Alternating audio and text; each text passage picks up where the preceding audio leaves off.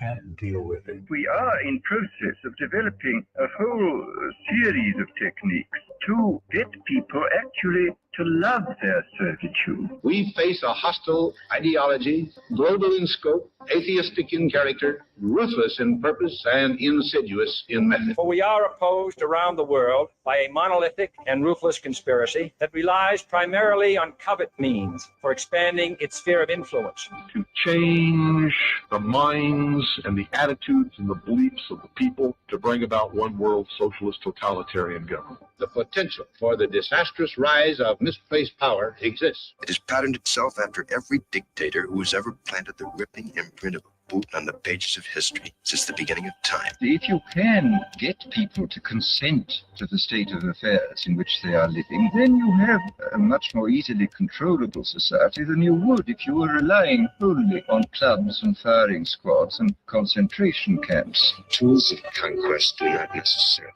come with bombs and explosions and fallout. There are weapons that are simply thoughts, attitudes, prejudices. As you connect the dots between different people, organizations, religions, history, suddenly the picture starts to form. The kingdom of God is within man, not one man nor a group of men. Someone born in the United States is not more special than someone born in Mexico. Someone who is white is not more special than someone who is black. They're just vehicles for the consciousness to experience.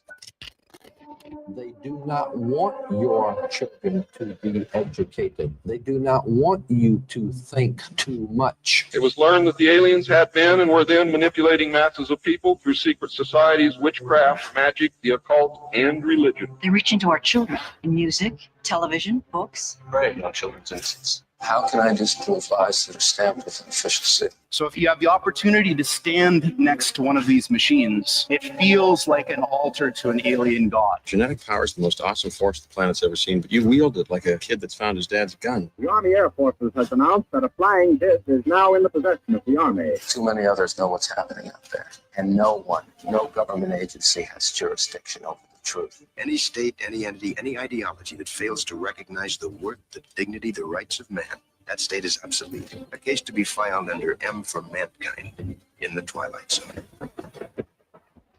It's about time some of you got acquainted with the real hard truth. It's the heart that says, I will not acquiesce. Freedom is the privilege to be right. Freedom from the disasters and our mistakes. You don't connect the dots. It's just a mass of what's all this about.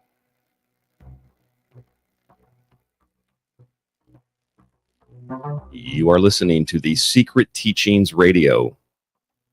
I'm your host, Ryan Gable. And thank you so much for tuning in to this live broadcast tonight of the Secret Teachings. tstradio.info is our website. rdgable@yahoo.com is the email. If you'd like to reach out to the show, share something with me, provide your feedback, you can also reach out on X, Facebook, and YouTube, TST Radio Official. Links to all of that are also on the website, where you'll find our full show archive with all of our past episodes, with advertisements, of course. But if you'd like to get rid of those advertisements that make the show free, you can subscribe and get access to the ad-free archive, plus a lot more, including the document archive, montages, and even more goodies at tstradio.info. For those of you who are listening audio only, thank you for tuning in to the broadcast. There is a video show tonight, and it is linked up in the audio only version of the show. So if you missed the YouTube show, we don't do these every night. We've been doing them on Fridays, but due to what is going on in the world, I've decided to start doing them kind of randomly on occasion when the time calls for it. In fact, both shows this week have been video shows on YouTube, the Bon Voyage show and this show, Managing the Fallout. I, like many of you, am a big fan of Fallout. I played the games as a kid, played them as an adult. In fact, I only got an Xbox because I knew that I could play all the Fallout games on the Xbox. I love Fallout. I love all of the alternative history as much as I love real history. And it's kind of weird if you like Fallout, if you've played the games or watched the TV show, it's almost like Fallout is playing out in real life. And I don't necessarily just mean because, well, there's a nuclear war and the world is destroyed, and that's kind of the optics of how what's happening in the world are being positioned. I mean, in the sense of how the narrative of the games have been, I think, followed pretty closely in the TV show, but how the TV show is focused really on what led to that nuclear war. And what led to the nuclear war and the destruction of the world is basically what is happening today. And what's happening today is you have a group of corporate managers that do not want peace, a group of corporate managers and technocrats that want to see their investments play out. And in order to make sure to guarantee that their investments will play out, they are ready to drop the bomb themselves. They're ready to destroy the world, be that through nuclear weapons or through some other means, in order to guarantee that our perceived collective enemies will be destroyed and that the end of the world will come down to, and the survival of humanity will come down to, time and management. That the world will be run by a small group of people that are genetically designed to manage the fallout. And that is the idea of tonight's show. So before we get into all of that, I'd like to thank not only those of you in the chat rooms, but I'd also like to go through and list some of the people in the chat rooms to let you know that I see you and I hear you. I put some of your names up on the screen on the video show before the show actually began during the introduction. Q Tyrants, some of these names I won't say directly because I don't know about YouTube. I'm not sure, but Q Tyrants is here. Matt is here. Marilyn is here. Maybe I'll try to click on these as I go through them. Matt is here. Michael M is here. Marilyn is here. Also, PT is here. Deborah is here. Bad Whiskey is here. Noka is here. Aloha. Kay Owens is here. Let me open up this window a little bit further. B. Kuna is here. Diane Perry, thank you so much for tuning in tonight. Flux, I think Flux is always here. And sometimes I think Flux is the only person who knows that there's a comment section on Spreaker. Patriot Girl is here. And if I scroll down further, I think we have more and more people coming in here very fast. Just One Nut is here, along with Brad Pitbull is here. Jello Putin, one of my favorite names. That's a great name. Blair is here. Blair M. Jupiter is here, as well as Sylvia, Joe Ryder, Darren Bird, One of One King, Patrick Hartman, Patrick T, WRP, reminds me of WPRK. Howdy and welcome to the show. And I'm sure more and more people, we have more people in the chat. I don't think everybody's commenting. Early Girl, Mr. Neff, Mark S is here. I won't try to pronounce your last name again. Oh, hey, look, Dave Cruz is here. Beyond the Strange. Thank you for tuning in, Dave. We also have Jerry G here. Jackie's here. Lancelot is here. So we have a lot of people. Here's Sarah. Squash. I thought that said Sarah for a second. Squash is in the chat. Mitch is here. Corey McDonald is here. Okay, so you guys are catching on to making sure that you put your name on there. So I mentioned it on the show. Thank you so much for tuning in. Thank you so much for supporting the show. Things have looked great on Spreaker for the free show. So people are definitely doing the honor system and downloading the show, even if they're listening and watching for free. Okay, so some of you might have heard the show that I did last night with Ground Zero with Clyde Lewis. And on that show, it would have been nice to have gone into additional details. In fact, I saw some people in the chat tonight saying that they would have liked to see that conversation extended. Unfortunately, that's the nature of terrestrial radio with commercial breaks. But we don't have those here, so we will be able to go into some greater details of what I call managing the fallout, because what we are doing is managing the fallout. We don't need the bombs to drop, I don't think anybody is truly planning on destroying the world in that capacity. I think most of this is fear mongering. I think it's fear porn. I think it's a matter of convincing people to follow along with whatever the acceptable script is, because if you convince people that the worst possible outcome here is everybody dies and the world's destroyed, then people will kind of agree, well, maybe we should do X, whatever X is within their little group. It's just a way to terrorize people and to traumatize people into thinking that everything's going to come to an end. But even in the worst case scenarios throughout human history, even in places that have actually been bombed in this way, like Hiroshima and Nagasaki, at least Hiroshima I've been to, I've never been to Nagasaki. Hiroshima is a thriving city today. And that means the world is not going to come to a screeching end, even if a, quote, nuclear weapon is used. And I say, quote, nuclear weapon because the fact is you can go to Hiroshima today. And Hiroshima was not supposed to be free of radiation or free to be rebuilt or to inhabit until 2020, roughly. That's right, 2020, just 5 years ago.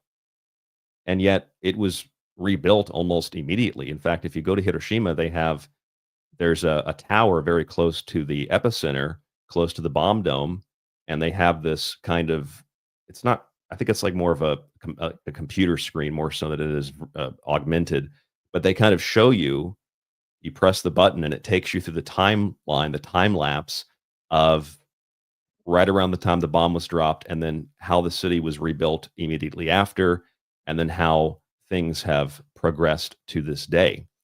So even in the worst case scenario, humans overcome and we build things and life moves on. So I don't think that you need to be worried about, quote, nuclear war. I do think, on the other hand, you need to be worried about what I call nuclear war of the mind, where they're dropping the idea of the nuclear bomb every hour on people with the reports that we read, with the stories that we hear, with the fear that they induce, with the ideas that they put into our mind. And I think that that is the real battlefield, not only of the 21st century, but that's always been the real battlefield. That's why people, when they go into battle, historically, we read this, or we see reenactments of it, or we see fictional accounts of it in movies. That's what the battle cry is. That's why you scream. That's why you paint yourself in war paint. That's why you have certain types of armor that doesn't just serve a purpose of protecting, but serves a purpose of intimidating. It's all psychological warfare, which is another reason that, here on the Secret Teachings, I like to keep things very simple, because I don't want to overtly play into that psychology. I'm just a regular guy sitting here. I don't have a problem with nice studios, but I'm just a regular guy sitting here. I have a very simple symbol behind me. I have an Enzo symbol on my Noren curtain behind me, and I'm just here in a nice little gray shirt right now.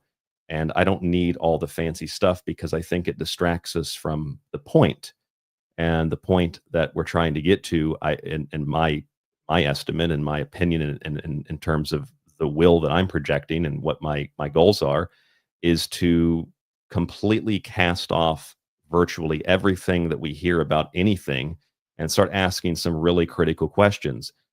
I think one of the most critical questions we could ask is, why would the Muslims, please hear me out, why would the Muslims detonate an atomic bomb? Why would they fire a nuclear warhead on a missile and detonate it over the Holy Land? That has got to be one of the most crazy, silly, ridiculous, laughable, really conspiracy theories that I've ever heard. That the Muslim world is rallied around making sure that they can create an atomic bomb, as if these are dumb people. The Arab world is highly advanced and incredibly intelligent, both today and historically, but as if they're just a bunch of people in caves that are trying to play around with bomb parts, kind of like, what was that movie? Robert Downey Jr., Iron Man. They didn't know how to build the bombs. So they had to keep Tony Stark imprisoned and force him to build it. And he built the Iron Man suit. It's as if these people have no idea what they're doing, which if it wouldn't be for these people, for the Arab world, we wouldn't have much of the mathematics and the astronomy and the sciences that we do today, because the, quote, Western Christian world burned it all and destroyed it all. And the Muslim Arab world built upon it. That doesn't mean that they get sole responsibility and credit for it, maybe with the exception of algebra, because the Chinese, of course, they also had advanced astrology, and the Indians and others. But the Arab world preserved all of that. And in fact, if it wasn't for the Arab world and the Arab Golden Age, there wouldn't have been a Renaissance in Europe. You don't believe me? Check it out. So these are not dumb people. And the idea that they are, and they're just trying to build a bomb so they can blow up the Holy Land. I mean, isn't that the whole thing that's in dispute in the first place?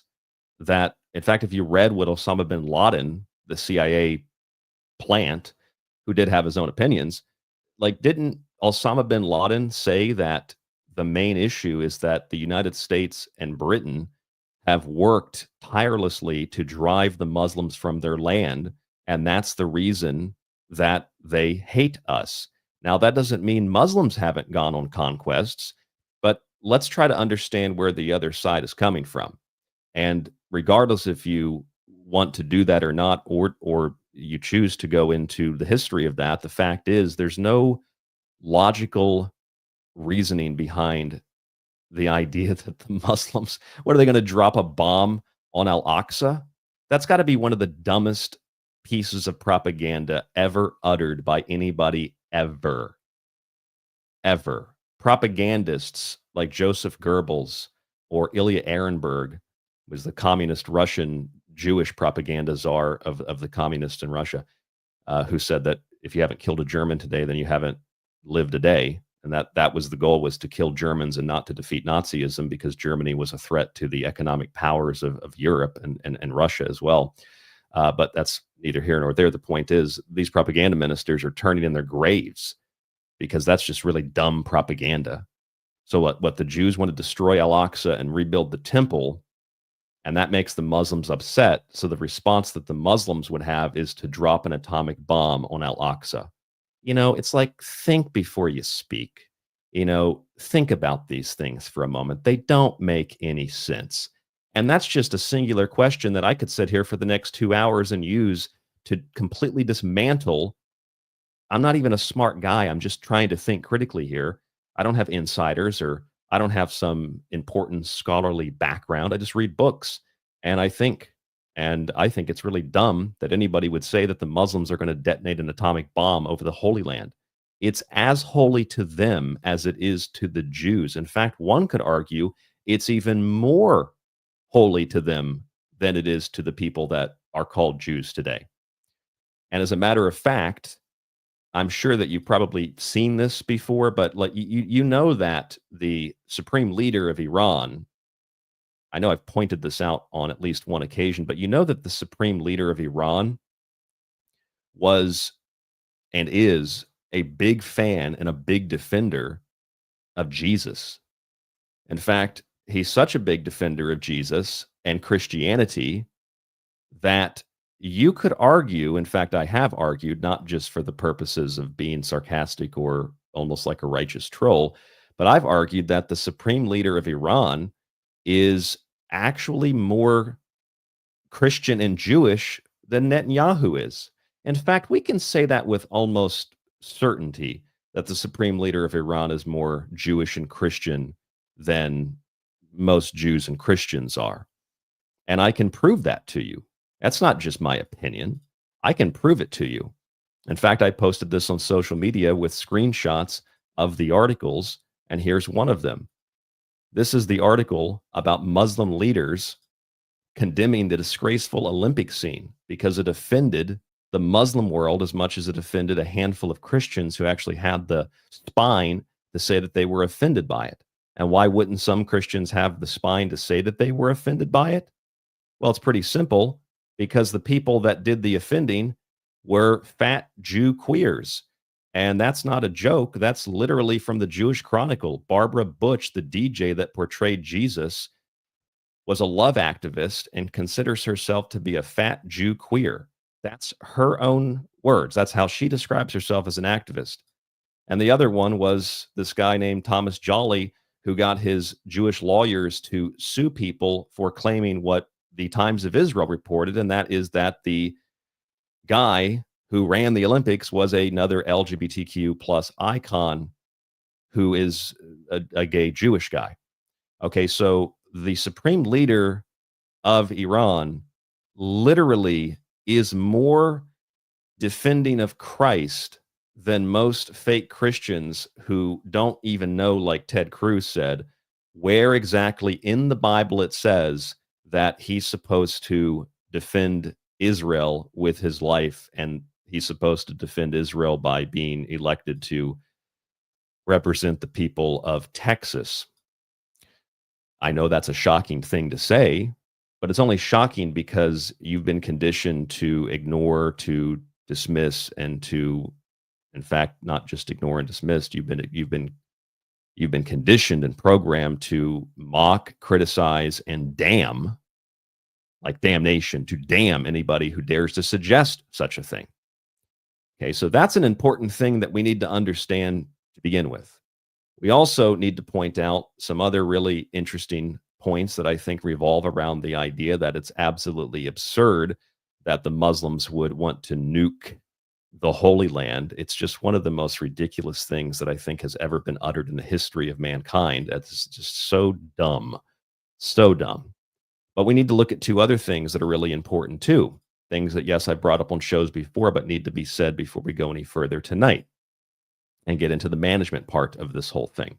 Because if we can blow this story open, we can blow apart this whole idea without ever really having to go into the explicit details of what's happening, then we can save a lot of time.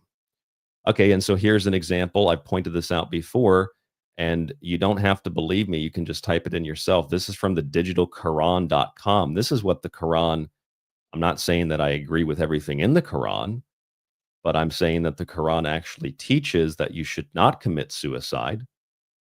That's what you see on your screen, An-Nisa. And to go to Quran, type in An-Nisa suicide. It says, do not kill each other or yourselves. Surely Allah is ever merciful to you. The Quran also says, this is Al-Baqarah, type in Al-Baqarah, Quran, and usury, and it says that usury is forbidden in Islam. If you read the Bible, it also says that usury is forbidden in the Bible too. This is why Christians and Muslims tend to not be in high finance, at least historically, because God forbid it. God said no, but God also said, at least one of the gods told the Jews that it was totally acceptable to engage in usury, which is why Jews became very prominent in these fields. And you can read this if you go to the book of Deuteronomy, which is, I believe, typically, I've heard different things, but typically attributed to Moses. The book of Deuteronomy 15:4-9, if you want to read that particular verse, explicitly says this. It explicitly says that for the Lord your God will bless you as he has promised, and you will lend money or lend to many nations money, but will borrow from none. You will rule over many nations, but none will rule over you. Okay, so now we have an understanding of maybe why there are disproportionate numbers of Jewish people in high finance. That's one of the reasons why. And the money and the wealth that's generated through that high finance is pumped into the media and into entertainment that convinces us that the Muslims are the problem and that Christians and Muslims should fight with one another. And then on top of that, that Christians should be doing the will of Israel in fighting their wars in Iraq and Afghanistan and Syria and Libya and Lebanon and Yemen and pretty much anywhere that the Jewish state wants to expand their territory into. And therefore, in the process, you have to convince people of, like Karl Marx said, the opposite of what you're doing. You convince people by telling them that what you're doing is not only good, but what you're doing is the opposite of what your enemy's doing. And what your enemy's doing is the bad thing. And what I'm getting at here is that you basically accuse the other people of what you're doing and project your crimes onto other people. So when you hear things like, oh, Iran wants to destroy Israel, well, there's no doubt about that. I'm sure that they do. Is it practical? Probably not. But there's also a reason for it. And there is a kernel of truth in there where there's a lot of hatred. And it's a very, very ancient hatred. But it's also been revamped today with interference from the CIA and the Mossad and British intelligence. And like Ron Paul said a long time ago, radicalizing the Muslim world and turning peaceful Muslims into terrorists, which is actually forbidden in the Quran. So there's a whole long history here that if we were to understand it, this whole narrative around war in Israel and all this would completely fall apart. And of course, right in time for all of this confusion with a ceasefire, some Muslim blows themselves up in a church. And we like to say, oh, well, this is what happens when you let Muslims run wild. They blow churches up. Well, actually, the opposite is quite true. Those are called radical extremist Muslims that are trained and conditioned to do those things, like when the FBI assisted some terrorists in putting bombs into the World Trade Center back in the early 90s to try to bring it down the first time. Just like the U.S. government assisted with the so-called hijackers on 9/11. In fact, the years leading up to 9/11. And they made sure that they let you know that they were worshipers of the Quran and had Arabic flight manuals, despite the fact that all the things that they were reported to have been doing are completely against their faith, especially if they were radical Orthodox Muslims, although radical and Orthodox don't necessarily go together the way that you might think. Okay, so with that in mind, maybe we can kind of address the larger picture here. Maybe we can kind of address another elephant in the room, that if all of this were true, don't you think that maybe the Muslims and don't you think the Iranians would just destroy Israel with missiles like you've seen done to Tel Aviv over the last couple of days? Don't you think that makes more logical sense? Because again, if you think they're going to drop an atomic bomb on Al-Aqsa, you definitely need to see some sort of professional to help you to deal with whatever mental illness you're suffering from. Wouldn't they just use missiles? Wouldn't that be more strategic?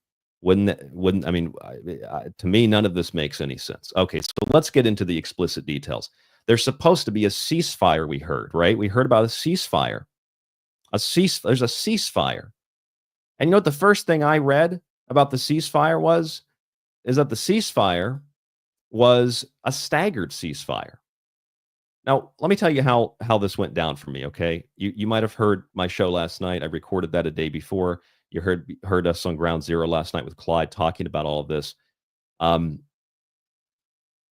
I woke up to that news, because I'm a day ahead here, I woke up, I got a call from Clyde. He said, can you come on Ground Zero?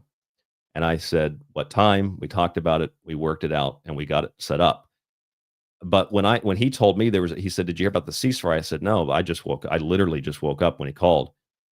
And I said, well, let me go look at the ceasefire. And this is the first article I pulled up. It's from NPR.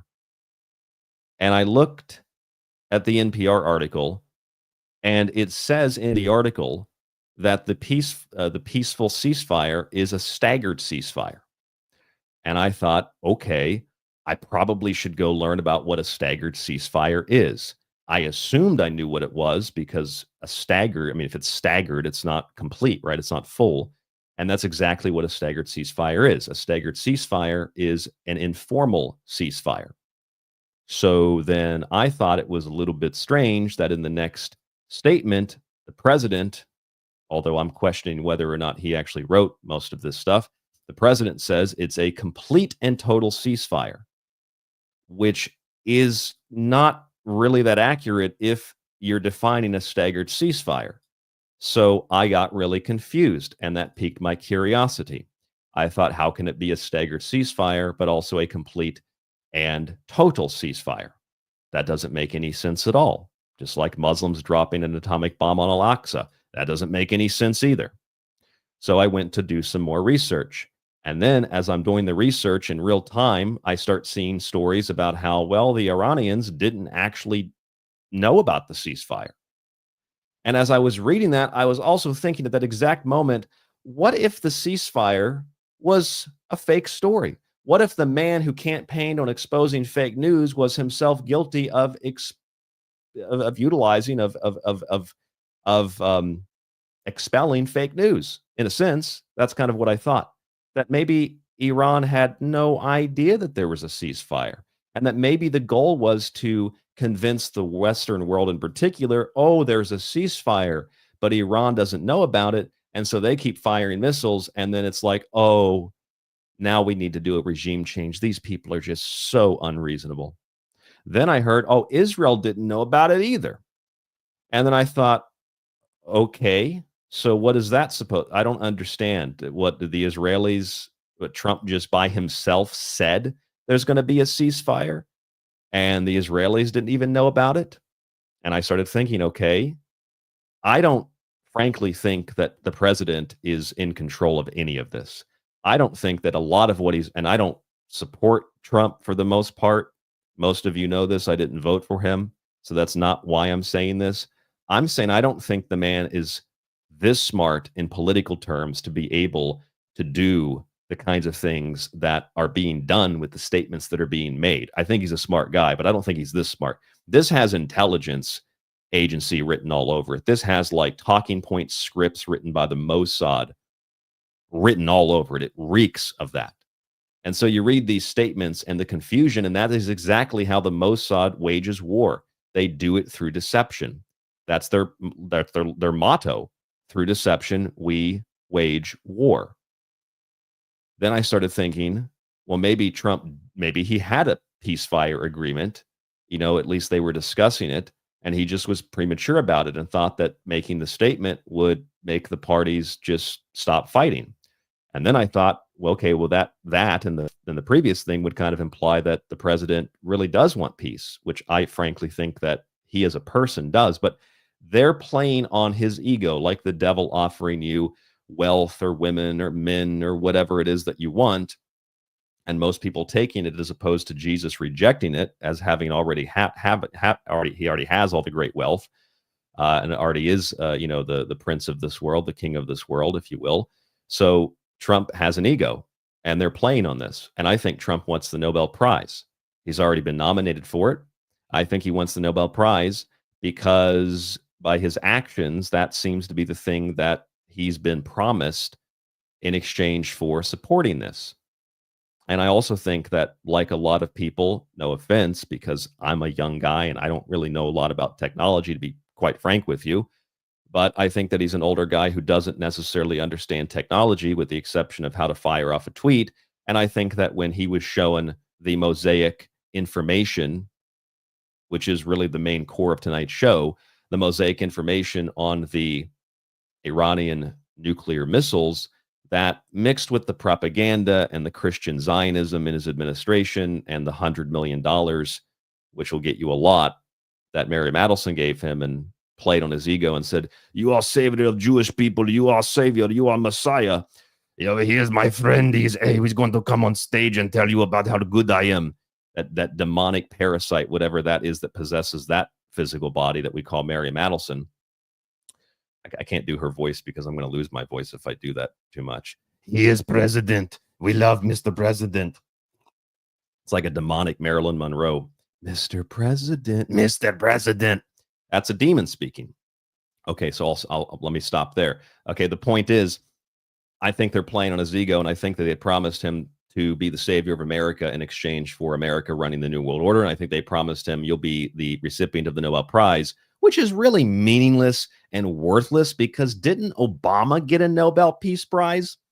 Didn't Obama get one? I mean, this is the guy that droned children in their beds. This is the guy that droned families. And you're going to tell me that the Nobel Peace Prize is worth something? Why would Trump even want that? That's like getting praise from Israel for being a true American because you support Israel. It's like, that doesn't mean anything.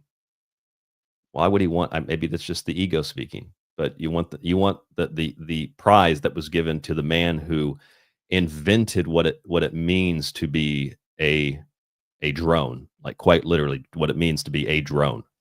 You want that? Okay, I don't understand why, but my life isn't driven by ego.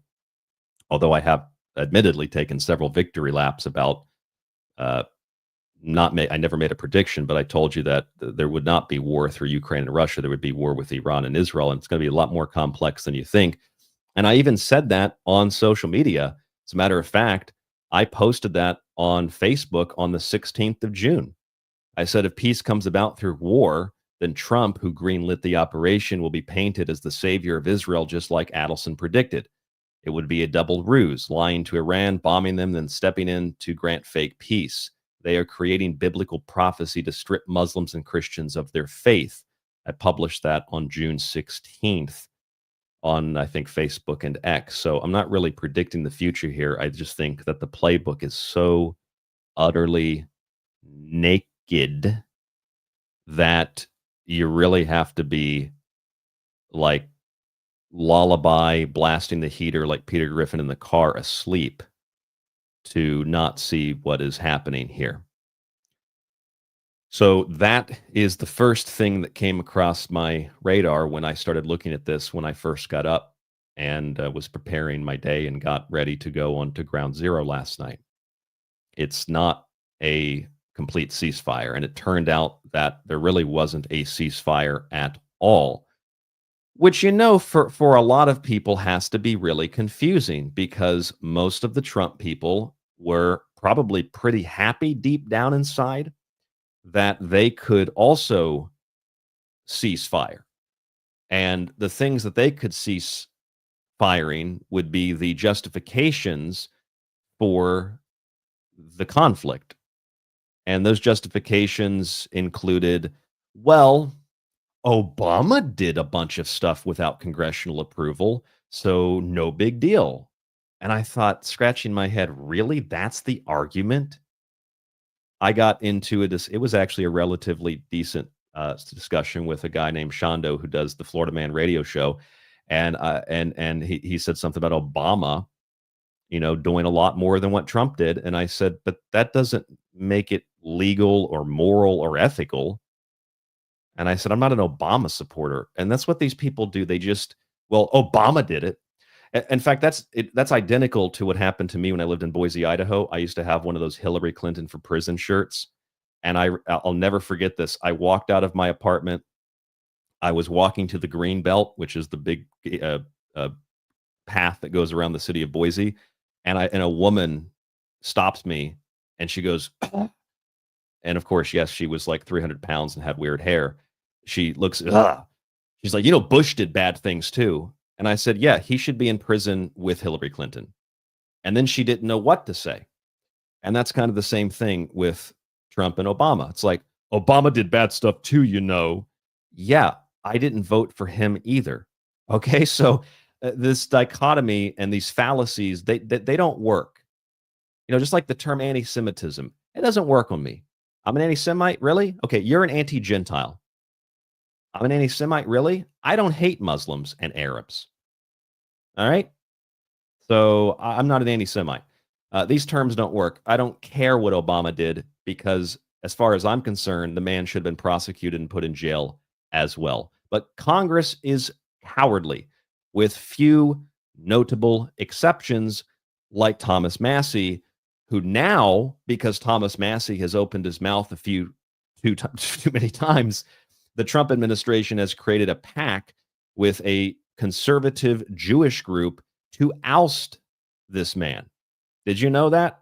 Thomas Massie is going to, I guess, depending on how much the people of his state actually have the power to vote and how much voting actually matters, Thomas Massie might be out of a job because he doesn't like the excessive spending, and because he knows that he must have actually read it.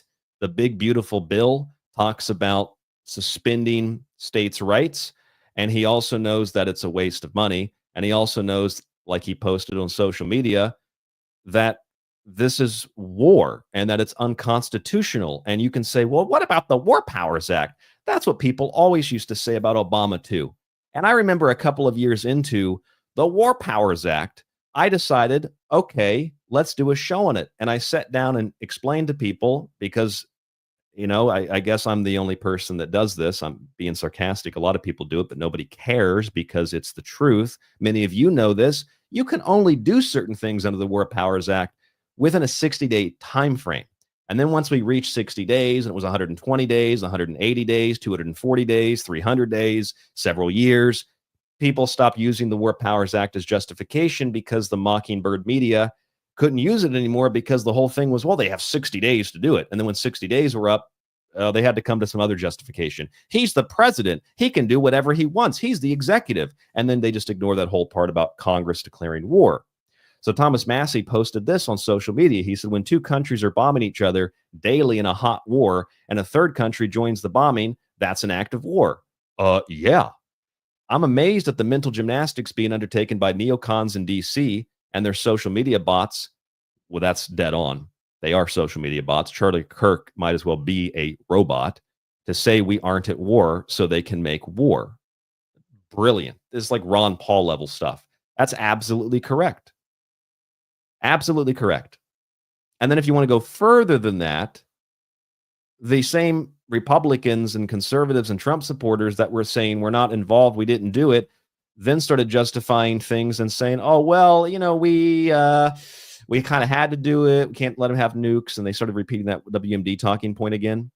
And then it went from that to it's not a war and it's the War Powers Act. And then it was like, but Trump stopped the war with the ceasefire. So, like, quite frankly, I don't know what the hell's going on here because I don't know how the U.S. is not involved. Then we were involved, but we had to lie.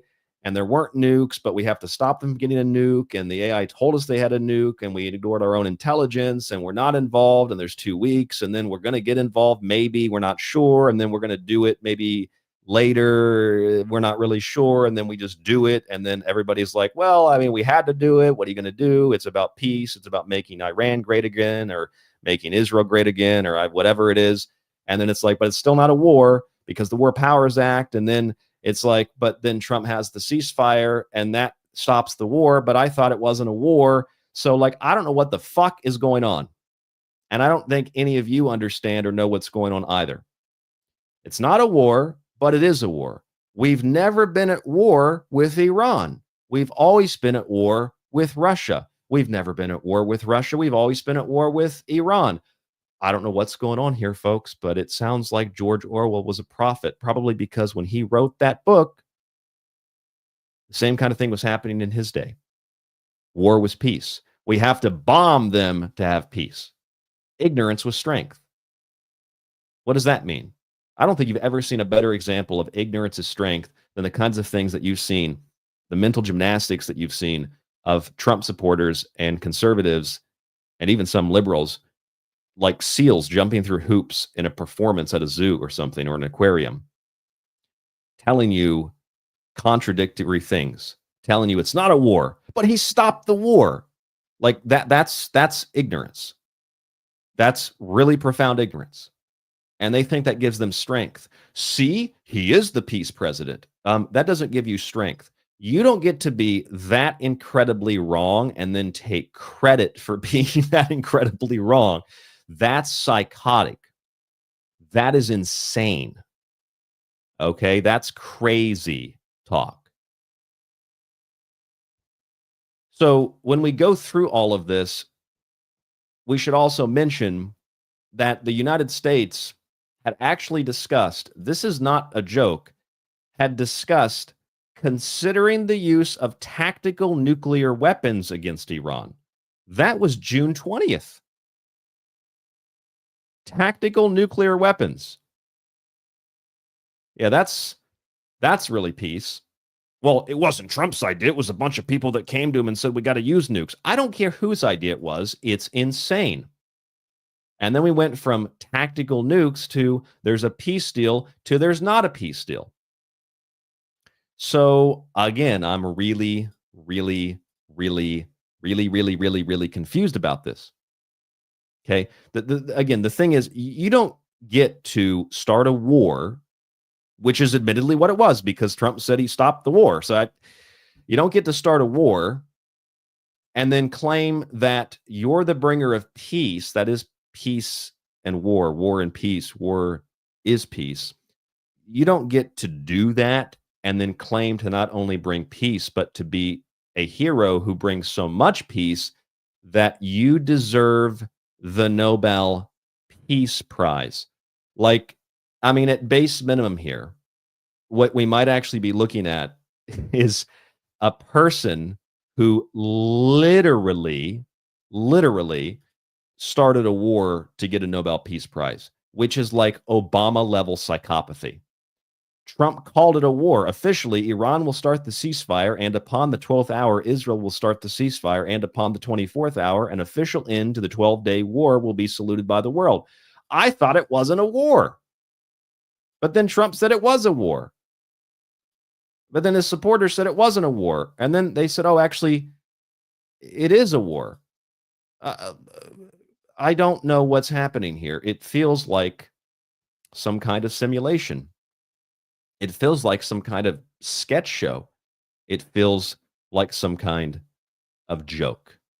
There's something off about all of this. And peace or not, these are important details because, you know, multiple ceasefires, even if this were true, which it's not, multiple ceasefires have been, in fact, dozens, maybe even hundreds of ceasefires have been broken by one country, and that is Israel. Israel has broken dozens of ceasefires. Israel has broken multiple ceasefires just this year. Just this year. And yet Trump will continue to take credit for it. Biden took credit for it. And Israel told both Biden and Trump, we don't care. They violated all the ceasefires.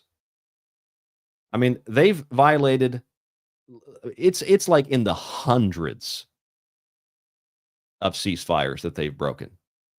But if you say that's true, people say, no, that's Hamas propaganda. It's Hamas propaganda to say that Israel broke a bunch of ceasefires. Well, what is like everything Hamas propaganda? Everything is, I'm working for terrorists because I've counted the number of times I've watched the news reports that Israel breaks the ceasefire. So what does a ceasefire even mean? Apparently, it means nothing, especially to Israel. So that's why I thought maybe they're lying about a ceasefire. So when Iran continues firing missiles, they become the aggressor and magically regime change. There has to be a regime because these people are so unreasonable. These desert savages are so unreasonable that we just have to have a regime change, which is what Trump said that we weren't involved at all. And then that turned into it's a regime change. So again, there's something off about all of this, right? You see why it makes sense that, like, I'm a little bit confused and a little bit concerned that we're not only dealing with the potentiality of war, but that the war itself is fought in a totally different capacity and in a totally different location that's not even necessarily geographical than what we assume and what we think. As we approach the midpoint of tonight's show, I would like to pause and thank all of you for tuning into the show. Thank you so much for listening on Spreaker, Apple, Spotify, etc. in the audio feed. If you've downloaded the show and streamed the show, thank you. If you haven't, please continue to do that because that supports us. There is a video presentation of tonight's show. And for those of you in the video presentation right now, watching and listening, there will be a link after the show for the audio-only version of the show. Please, if you have a moment, download and stream that as well, because that will help support the Secret Teachings. Thank you to all of you who have subscribed recently. We have a handful of new subscribers to the show, and also thank you to those of you who have purchased books. I would like to go into the chat room very quickly here and look to see if there's anything specifically that I know there's a lot of people in the chat. Let's see if we can pull some of these up. One of One King says the exclusive purpose of the mainstream media at this stage of the game is pure misdirection and confusion. Well, through deception, we wage war. It's not just the Mossad motto. Sneaky as hell, says Patriot Girl. Yes, it's sneaky as hell. Absolutely. It's very deceptive. It's very serpentine, very lizardy. And by that, I mean alien. Jackie says, today Trump was at NATO. He gave interviews with reporters. He is peacocking strength and control. He is clueless and, yes, ego hungry. I actually kind of frankly feel sorry for the guy because I think he bit off a lot more than he can chew. And I think that he is, on one hand, probably, there's certainly qualities about Trump that makes him a good guy and makes him different than Clinton's and Bush's. But I'm pretty sure Richard Nixon had said this. Someone told me this story a long time ago. Some history buff, some older guy at a libertarian event that I went to, and he said, "Did you ever hear the story of Richard Nixon?" And I said, "Which story of Richard Nixon?" And he said, "Well, you hear the story of Richard Nixon and about warfare and protesters." And I said, "I don't think I've heard that story."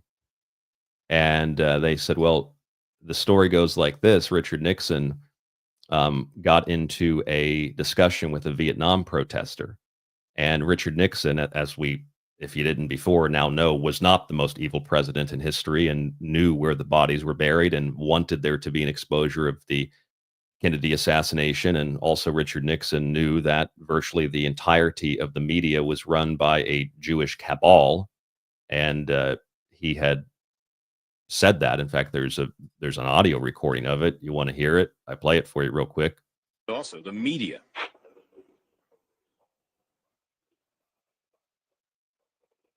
I don't know if you can hear it. He says Newsweek is totally, it's all run by Jews, dominated by them. And their editorial pages, the New York Times, the Washington Post. Yeah, so Richard Nixon had to go. So anyway, Richard Nixon, though, was talking reportedly, this is the story, to a Vietnam protester. And the protester said, "Why don't you just stop the war, Mr. President?" And he said, "It's a lot more complicated than that." And then he'd look down, and the protester said to him, and I don't know how true this story is, but I think it proves a point. He said, he looks down, and this person looked at him and said, "You couldn't stop it if you wanted to, could you? You don't have the power to stop it." And that illustrates, just as a kind of probably a largely fictional, but maybe legendary, but fictional story. I think it's accurate, though. The president doesn't have the authority to stop this if they wanted to. I mean, the fact is that this is not just warfare. This is a ritual. These are generals gathered in their masses. I see Joe Roop from Lighting the Void posts right around the solstice. Not only right around the solstice, they did it on a waning moon, the moon of Hecate, on the summer solstice on the witch's calendar, which corresponds and correlates with all the other Jewish holy days, and Afghanistan, Iraq, Syria, Libya, and October 7th, not to mention the first attack on Iran was done when, and I believe it still is, Mars is in Leo, Operation Rising Lion, Mars, the god of war. This is much more than just warfare. And no, if the president wanted to stop it, the president could not stop it if they wanted to. Even if they wanted to stop it from happening, they can't stop it from happening, because you have a rogue nation like Israel that has blackmail and bribed every, with the exception maybe of Massey and Rand Paul and maybe one or two others, every leader in the United States down to the local level, so that when little tiny townships or cities in Texas say, "Hey, we don't want to use our taxpayer money to fund Israel," the governor of Texas says, "That's anti-Semitic. You have to give them your money." It's a Texas law. You legally are not allowed to boycott or engage with anybody who does boycott or engage in any kind of activities that in any way, shape, or form treats Israel as anything but an ally. Like, literally, U.S. states and cities have to pay protection money to Israel. They are the kosher mafia. Or as some refer to them, what's the term? La kosher nostra. And I think now would probably be a good time to make an announcement to you. I'm in the process. I've taken 2 days doing this, and I should finish this week. I've decided to write a small book, what was a lengthy essay that in the first day turned into 50 pages, 6x9. I think it's about 150 now. Hopefully it doesn't breach 200, but I've decided to write a small book on the Jewish mafia. with all Jewish sources, and it is a it's a shocking read, and it's going to be available very, very soon. It's a very small book. It'll be very cheap to print, and therefore it'll be very cheap to purchase. I'm hoping to have that out maybe by the middle of next month. It's a pretty powerful book, and I don't even know if I could actually print it, frankly. I might have to just do digital copies, but that is my goal. Okay, so back to the point at hand. The president couldn't stop it if they wanted to. It's all, once the war machine starts moving, that's it.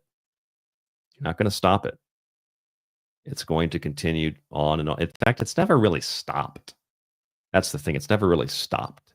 Does anybody else feel like what's happening right now is like the eye of a storm? You wake up and hear about a ceasefire, and it's like, oh, thank God. See, he stopped the war. Yeah, but I didn't think it was a war. I thought it wasn't a war. And then it's like you go outside and you don't really understand what the eye of a storm is. And then suddenly the wind picks up again, and it's like 10 times more vicious than it was on the other side of things when things calm down. And you're like, what's happening? I thought the storm was over. No. It's just beginning. And that, I think, is where we are.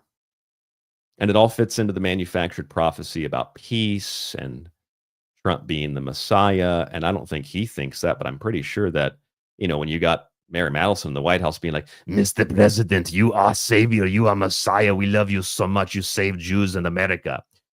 Or you saved Jews for America, or save America for Jews. I mean, it probably plays on his ego quite a bit.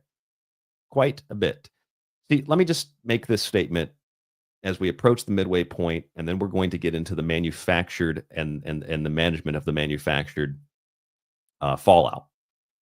MAGA does not get to be this absolutely and utterly wrong, and then not only take credit for the peace, but take credit for a peace that they are responsible for needing to create because they started a war. When Trump said that this was a war, he admitted to starting a war. You understand that, right? Because the U.S. assisted for 8 months Israel in planning this, and then the U.S. just dropped, quote, bombs on Iran. I don't even know if this is true either, as we're going to see, because reportedly these facilities are so far underground that the bombs couldn't even reach them, even with those B-2 bombers, even with the heavy explosions you see. It makes for great shock and awe. It makes for a great magical presentation. But the thing is, we don't know what to believe anymore. We have no idea what to believe. And that's also part of the disinformation campaign, right? We don't know what to believe. And when we're not sure what to believe is real and what's not real, then the disinformation campaign is complete. This is where we are. And this is the nature of the system that we live in. And it becomes more simulated, it feels like, at least. It becomes more simulated every day. By the way, if you want to know, you want to learn something really, really interesting, there is a code name. There's debates on what it actually means, but there's a code name in the U.S. government and in Israel for spies, or a spy network set up between the two countries, or a spy in the U.S. government. It's a title. And you might know who this is, you might not. Jonathan Pollard was one of the worst spies the United States ever had. And you can see by the picture there that he clearly is very, very, very Jewish. He turned over a lot of secret information to Israel, the state of Israel, which also shares military secrets of the U.S. with China, which is mainstream news, because they just turn over our information to the Chinese. In fact, let me pull up the original article. Israel trades military secrets to China. Type that in. And you should be able to find the article. Here we go. Israel passes U.S. military technology to China, which, by the way, if you read it, it's like, it's really interesting. It says the head of defense exports for the Israeli Defense Ministry resigned after a U.S. investigation concluded that technology, including miniature refrigeration system manufactured by Raykor and used for missiles and electro-optic equipment, was sent to China, according to an Israeli newspaper. They give them stuff for missiles, which then the Chinese give to the Iranians. You see how this game works? Type in China arms Iran or Iran, and you can read that from various different websites. So let's just get this really crystal clear and straight. Israel takes military technology from the United States and then gives it to the Chinese, who then give that technology to the Iranians, who then, since they have the technology, we have to bomb them. Sound familiar? Are you keeping up with the ruse? Jonathan Pollard was one of the worst spies, the most damaging spies in U.S. history. And whether it was him or somebody else, there is a spy title in the United States called MAGA. Did you know that? And the spy title for MAGA is a Jewish spy, or what is maybe Jewish. We don't know if they're actually Jewish because most of those Jews aren't Jews, but an Israeli spy. The term for an Israeli spy in the White House is MAGA. Did you know that? Maybe you don't want to acknowledge that. It's pretty shocking when you read about that, but it's true. It's true. In fact, a 1999 New York Post article stated this. There's actually a book written on it. It's called Gideon's Spies. And it says that Israel blackmailed Bill Clinton with Monica Lewinsky tapes. And if you look at the fact of how this was done, Bill Clinton was literally threatened by Benjamin Netanyahu to release, well, to call off the dogs and to release an Israeli spy. And the code name was MAGA. You think that's a coincidence? That the Israeli spy network in the U.S. is based on MAGA. Oh, I'm sure that's also a coincidence too, just like the Church of Satan and the high priest having his slave's right ear cut, like Trump's ear was cut during the assassination attempt. Okay, so we got to have regime change in Iran. We have Israelis that trade secrets for the U.S. military to China, and then China gives Iran the weapons, and then we have to bomb Iran. Let me just try to get that straight and clear. Make sure that we're all on the same page here. That's how this all works. And as Patriot Girl in the chat said, wow. Yes. Wow.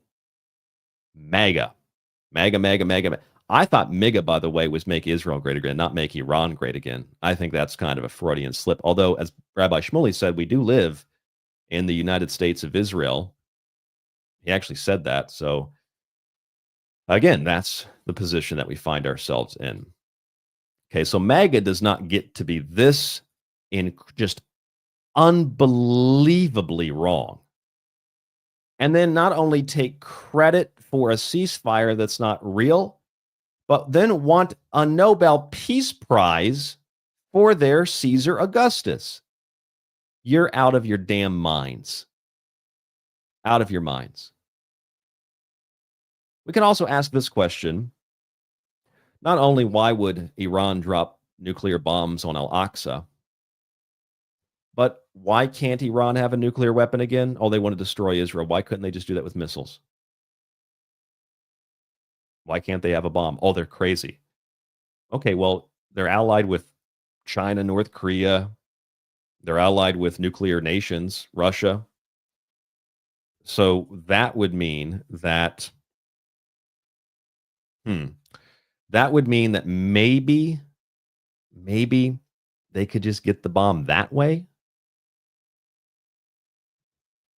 They don't even need to make the bomb themselves. Someone can just hand it to them.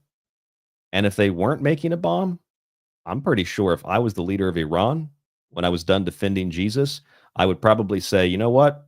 Fuck this. I'm definitely getting nukes now. I'm calling up that fat slob that runs North Korea. I'm calling up Putin.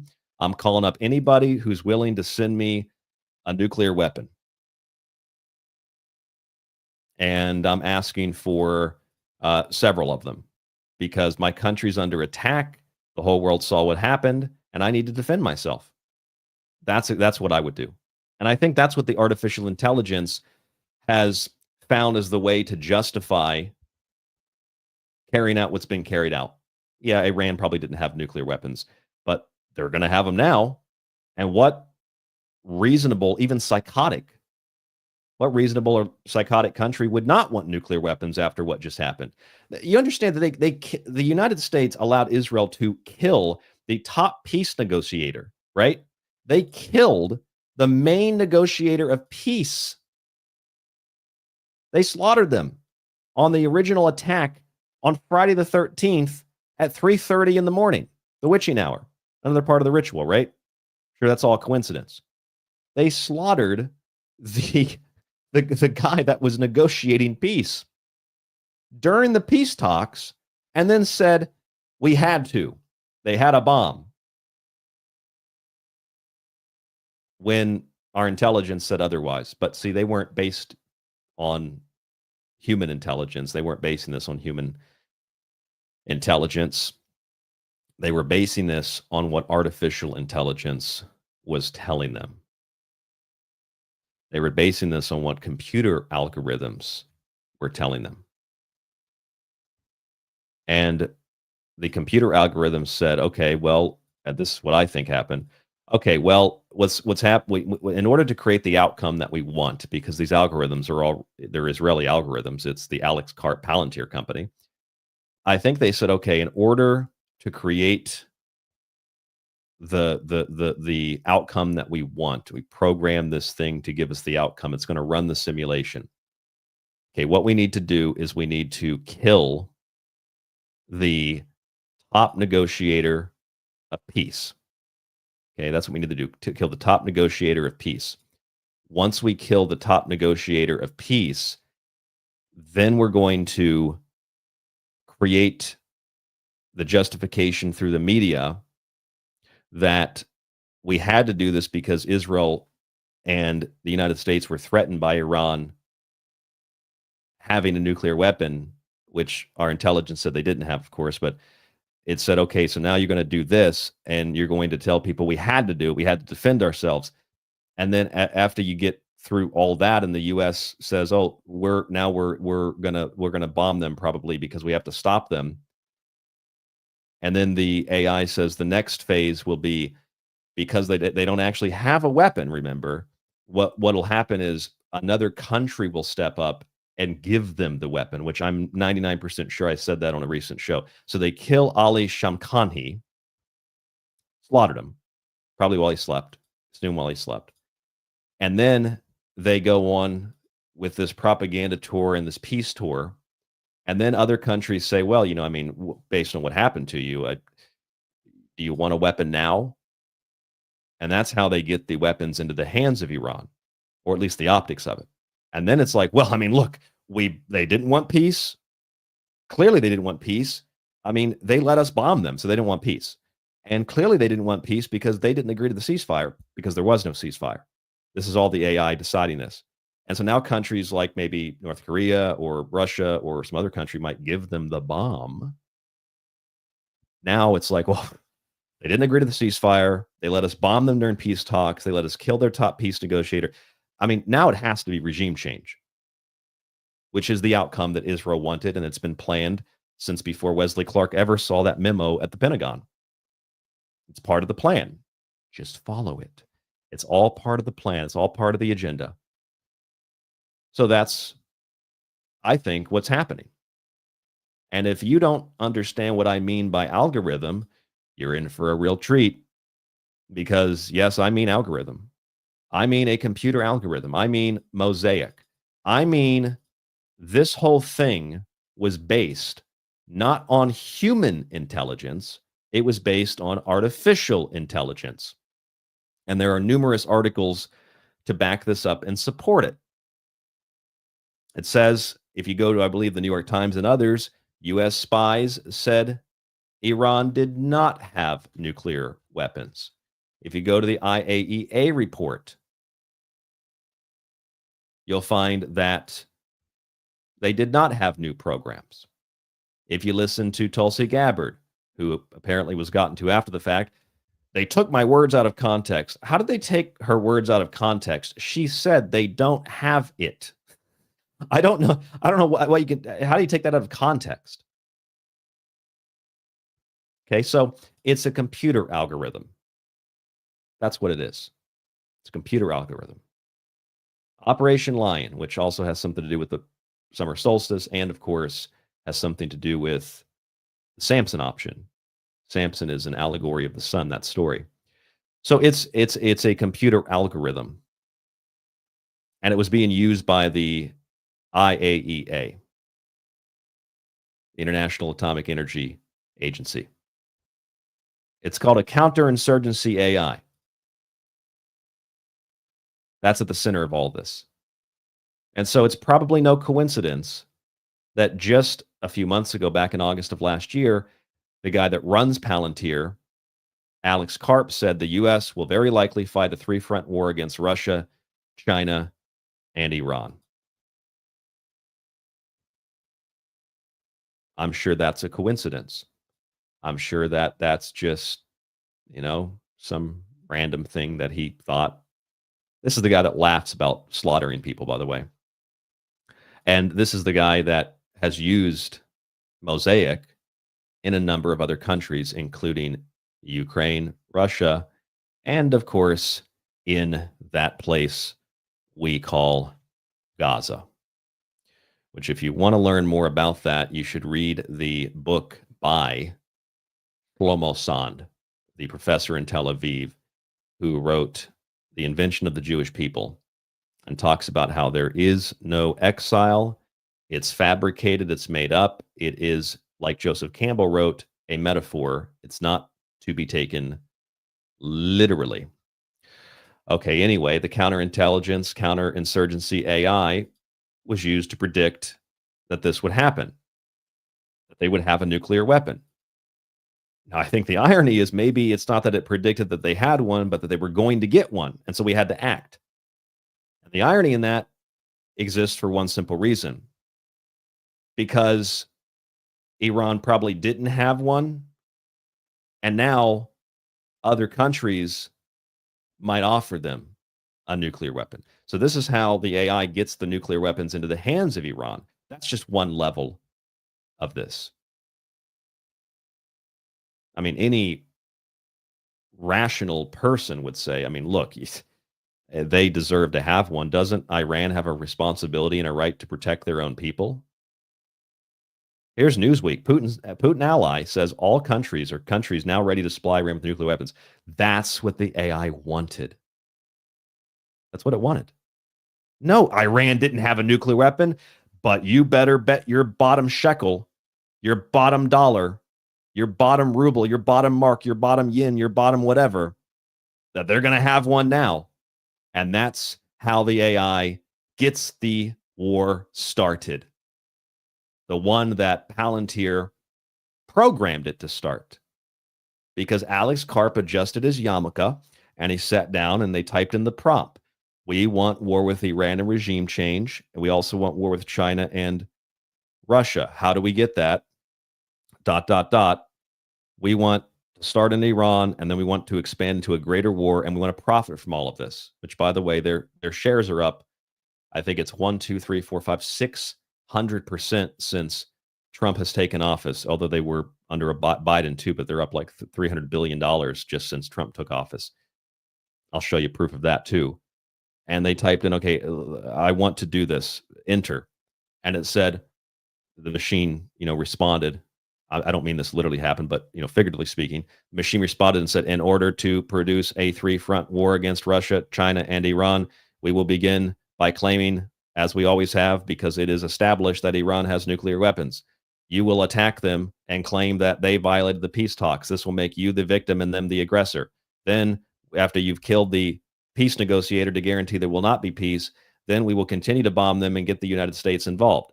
Once this happens, the United States will drop bombs because they have to stop the weapons programs. But we'll also alert the Iranians that they should move that material so that they have it later to make additional bombs.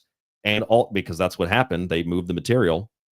And we will also have the Iranians let the U.S. know that they're going to attack other bases because Iran doesn't really want war. So we have to, this is the computer speaking, we have to make this as realistic as possible. Then, when it really comes down to it, the question you ask, Mr. Karp, is how do they get the nuclear weapon? Well, after you attack them, it will make the region so unstable that other countries will step up and say, hey, Iran, do you want some help? And they will say, yes, we're tired of this. We're done with this. We need support. And so then they will be given nuclear weapons, and then you will have your war, sir.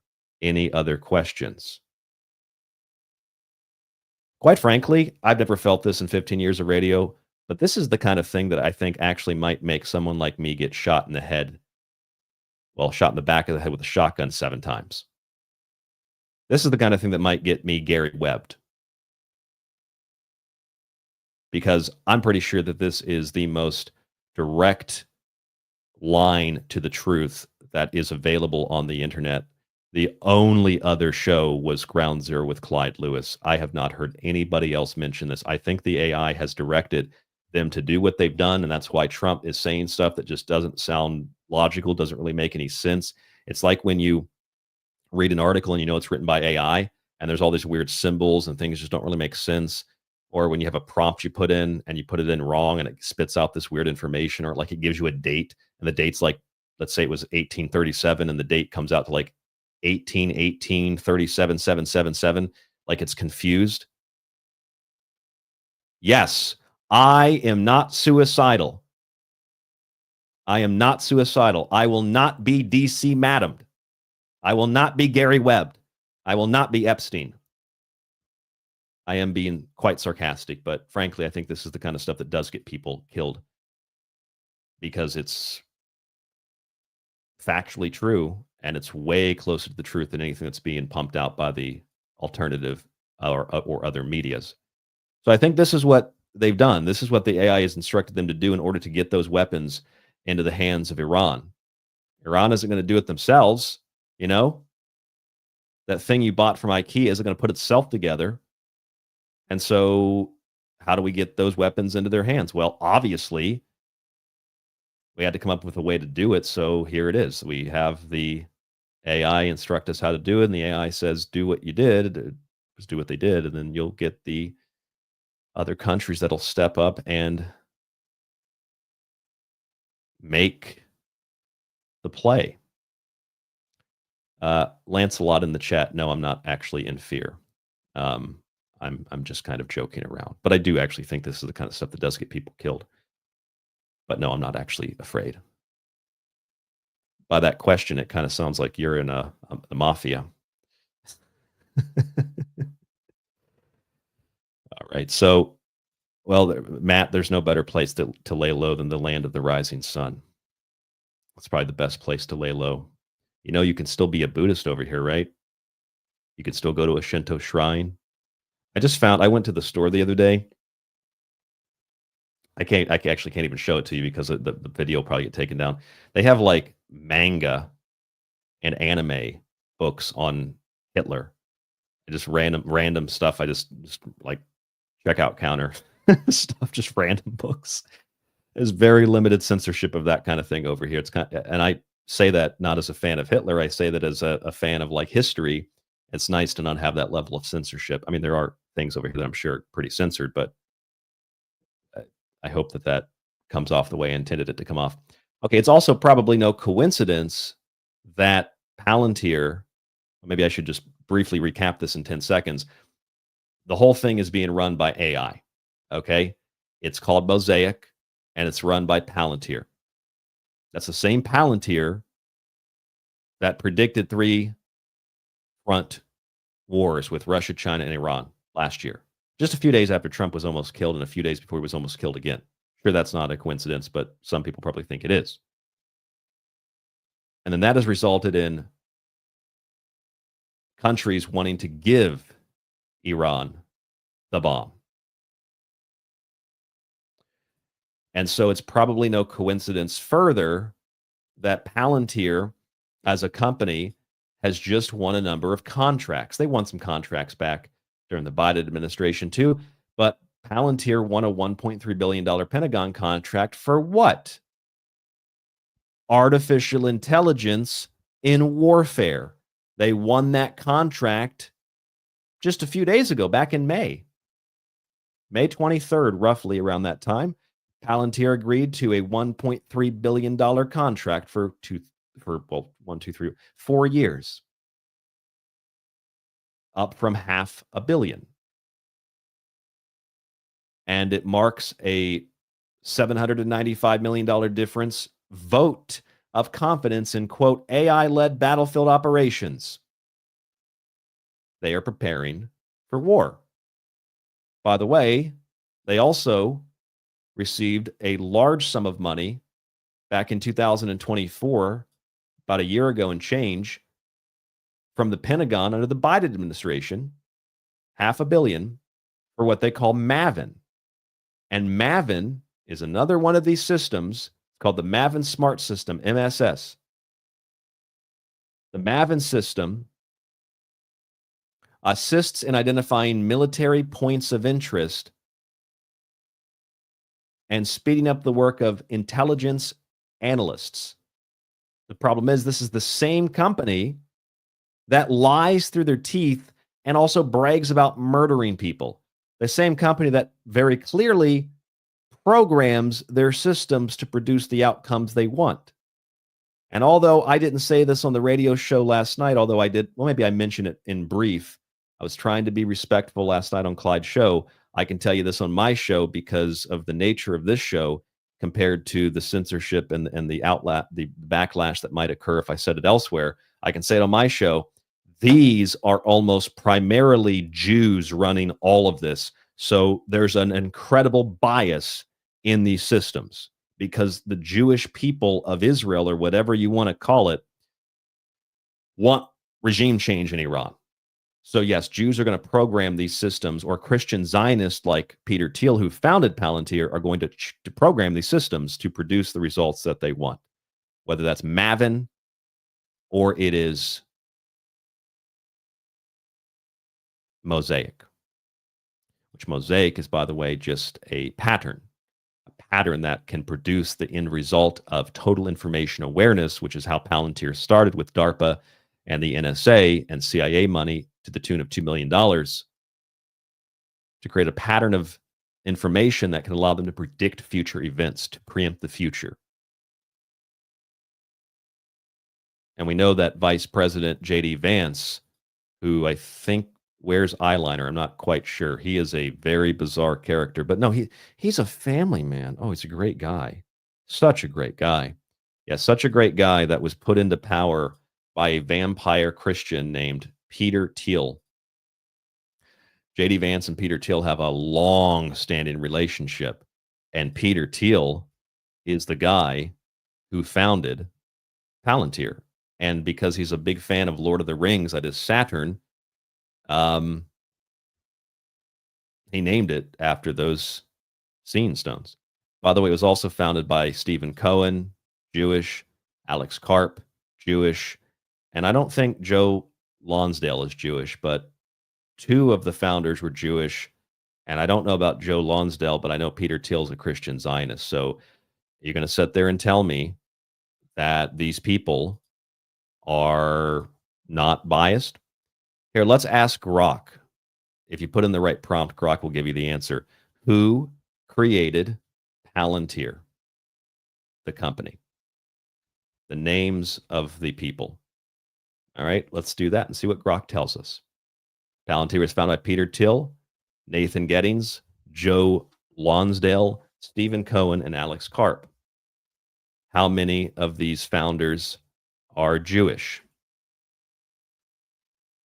Grok will tell you that I believe of the 5 people that founded the company, they say Alex Karp is Jewish, although Cohen is Jewish. We know that as well for sure. And Peter Thiel is a Christian Zionist. As for Joe Lonsdale and Nathan Gettings, this is not the point of tonight's show, but I'm sure that you could find that they are either Jewish and have changed their names, or they are Christian Zionists like Peter Thiel is. They're not Muslims, that's the point. And it doesn't matter that they're Jews, it's just that Jews have a predisposition for expanding their interests. And their interests are Iran. Okay? It's Iran. It's always been Iran. Going back to the Project for the New American Century. You know who wrote that? Here, let's ask Rock again. Who founded the Project for the New American Century? I spelled century wrong, so let me change that. Century. Who founded the Project for the New American Century? I know who it is, but I'm just going to show you on the screen. William Crystal and Robert Kagan. Are these guys Jewish? Remember, this is the project that led to the rebuilding of America's defenses and the new Pearl Harbor. That was 9/11, and then Michael Chertoff, another Jewish guy who sold those systems and profited off of the airports and the TSA. And yes, William Crystal and Robert Kagan are both Jewish. So I don't care that they're Jewish. I just know that Jews and Christian Zionists have a specific agenda, and the agenda is, like John McCain said, who's not Jewish, just a complete psychopath, bomb Iran. Okay, and that's why J.D. Vance is in the White House. And this company that he started, it is doing very well because war is profitable. War is very profitable. In fact, and it says here in the NPR article, I think this is so funny, Palantir, the name comes from the Seeing Stones from Lord of the Rings. They must have listened to my show. I think the only other person that did say that was James Corbett. I haven't seen anybody but James Corbett, myself, Clyde Lewis, and maybe, I don't know if Alex ever mentioned that. Not that I think it matters anyway, because, well, that's a whole nother subject, but like that's a really important thing. The name comes from the Seeing Stones and Lord of the Rings. Okay, but their business has been booming. I'm sorry, I read that as bombing, but it says booming. Either word would suffice. Its stock market value has climbed from $50 billion a year ago to approaching $300 billion today. A company that few outside tech and national security circles would recognize is now worth more than Verizon or Disney and nearly as much as Bank of America. I'm sure that's all a coincidence. And I'm sure that's why Alex Jones sits on this show and says, well, I'm not really worried about Palantir. Well, you fucking should be. And this is also probably why this is Army.mil. This is the official Army website. Army launches Detachment 201, Executive Innovation Corps to drive tech transformation. Detachment 201 has new members that the Trump administration has appointed to lieutenant colonels. They are Shyam Sankar, the Chief Technology Officer at Palantir, Andrew Bosworth, Chief Technology Officer at Meta, Kevin Weil, Chief Product Officer of OpenAI, Bob McGrew, Advisor at Thinking Machines Lab and former Chief Research Officer to OpenAI, which is run by Sam Altman. And you read that alongside of stories like this from the Jewish Chronicle celebrating the firing of Colonel Nathan McCormick, an actual colonel who was not just a Pentagon official, he was the chief Pentagon official for planning for Israel. And he called Israel a death cult, and so they fired him. They terminated their chief expert on Israel planning because the expert on Israel said, this is a death cult. So they fired him as a colonel, and they appointed fake colonels as part of the Army Reserve and Detachment 201 because you have to have managers to manage the fallout. Do you see what's happening? By the way, I always thought NVIDIA, the other company with OpenAI and Oracle alongside of SoftBank, was a non-Jewish company, but it was actually founded by somebody named Malachowski, who I'm pretty sure is also Jewish. So that's probably not a coincidence either. And it would make sense that all of the stuff I've said about undermining peace talks would also be Israeli, because not only have they done that in Gaza and forced the United States to participate by threatening countries that want peace and refusing to sign G7 agreements with the Iranian conflict in mind. Black Cube is an Israeli firm that undermines Iranian deals. And if you want to look at the reason that the Iranians were chanting death to America back in 2018, they've done it for other reasons in the past before, but in 2018 they were doing it because the United States pulled out of the Iran deal. Why? Anybody ever ask why the U.S. pulled out of it? Because, and this is a really magical thing, always magical, it wasn't severe enough. Because Israel wanted regime change, and Obama wasn't psychotic enough for Benjamin Netanyahu. So they used their pull in Congress and pull in the executive branch to dump all over the Iran deal and pull the U.S. out of it. That's right. That's why they chanted death to America in 2018. That's not the only reason, but I'm saying in 2018, that's the reason they chanted death to America. Don't believe me? Well, here's the evidence of it. Iranian parliamentarians burning the American flag. Why? Well, they did it as a gesture. It's an old video. Because the video from 2018 shows Iranian lawmakers demonstrated against President Trump's decision to pull out of the 2015 international nuclear deal. The MPs had staged a protest chanting death to America. Okay. You get what's going on now? And if that's the reason they did it then, what's the reason they did it 10 years before that, 10 years before that, 10 years before that, 10 years before that? You know, there was that whole thing with Mossadegh back in 1953, but we shouldn't talk about that because the CIA doesn't like it. So something feels off about this whole thing, doesn't it? Something feels really off. They're using artificial intelligence to decide when to bomb. They've predicted with that same artificial intelligence there'd be a big war because of the prompts they put into it. Alex Karp, that runs Palantir, predicted this. Now, Putin says, or Putin allies rather say, that they're ready to give Iran the bomb. And so Palantir is getting ready with billions of dollars in Pentagon contracts for AI warfare, along with hundreds of billions for additional AI warfare. That's called Maven.